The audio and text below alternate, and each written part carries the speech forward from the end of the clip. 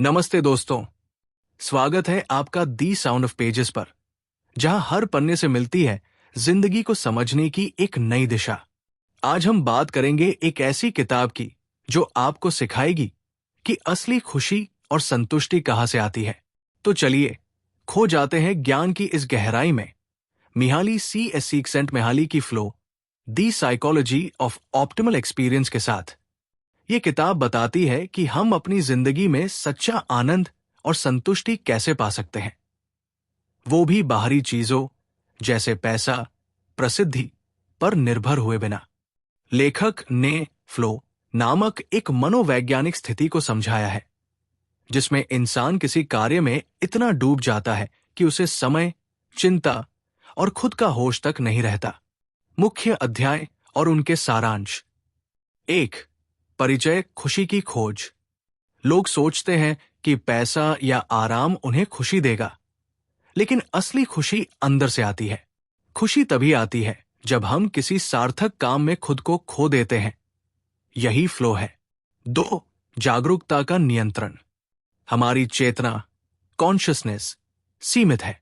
हम जहां ध्यान लगाते हैं वही हमारी ऊर्जा जाती है। अगर हम अपने ध्यान को सही दिशा में लगाएं तो हम जीवन में अधिक नियंत्रण महसूस कर सकते हैं। 3. फ्लो अनुभव की शर्तें। फ्लो तब आता है जब चुनौती और कौशल का स्तर बराबर हो, लक्ष्य स्पष्ट हो, तुरंत प्रतिक्रिया, फीडबैक मिले, ध्यान पूरी तरह उसी काम में लगा हो। 4. आनंद का अनुभव कैसा होता है? जब इंसान फ्लो में होता है तो वो समय भूल जाता है, खुद को भूल जाता है और सिर्फ कार्य में समाहित होता है। ये अनुभव आत्मा को ऊर्जा और संतुलन देता है। 5. शरीर की सीमाएं और फ्लो।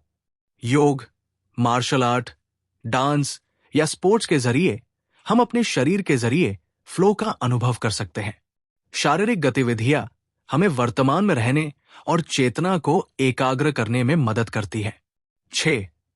मन का उपयोग, सोच, यादें, कल्पना। फ्लो सिर्फ एक्शन में नहीं होता, सोचने, सृजन करने या किसी जटिल समस्या को हल करने में भी हो सकता है।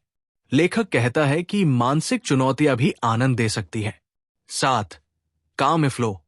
अगर हम अपने काम को लक्ष्य, चुनौती और रचनात्मकता से जोड़ दें तो वो भी आनंददायक बन सकता है।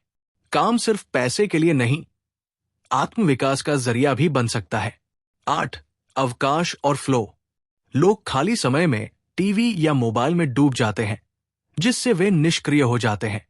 फ्लो तब आता है जब हम खाली समय को सक्रिय, रचनात्मक गतिविधियों से भरते हैं, जैसे कला, संगीत, खेल या पढ़ाई। 9. फ्लो और आत्मा का निर्माण। बार बार फ्लो का अनुभव करने से इंसान का चरित्र बनता है। वो अपनी शक्ति और सीमाओं को पहचानता है। इससे आत्मसंतुष्टि और जीवन की गुणवत्ता बढ़ती है। 10. अर्थपूर्ण जीवन की ओर। फ्लो हमें हमारी क्षमताओं और उद्देश्य से जोड़ता है। जब हम अपने कार्य को एक बड़े उद्देश्य से जोड़ते हैं, तब फ्लो जीवन को अर्थ देता है। निष्कर्ष, कंक्लूजन।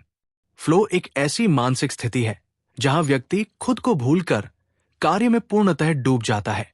यह स्थिति आनंददायक होती है और इंसान के जीवन को गहराई, अर्थ और खुशी से भर देती है।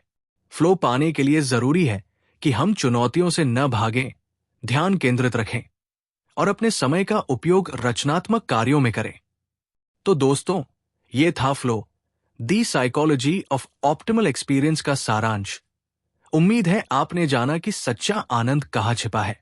अगर आपको ये वीडियो पसंद आया हो तो लाइक करें, शेयर करें और अपने विचार कमेंट में जरूर बताएं। और हां, ऐसे ही जीवन बदल देने वाले किताबों के सारांश के लिए जुड़िए हमारे साथ। सब्सक्राइब कीजिए दी साउंड ऑफ पेजेस, जहां हर पन्ना बोलता है। फिर मिलेंगे एक नई किताब के साथ। तब तक पढ़ते रहिए, बढ़ते रहिए।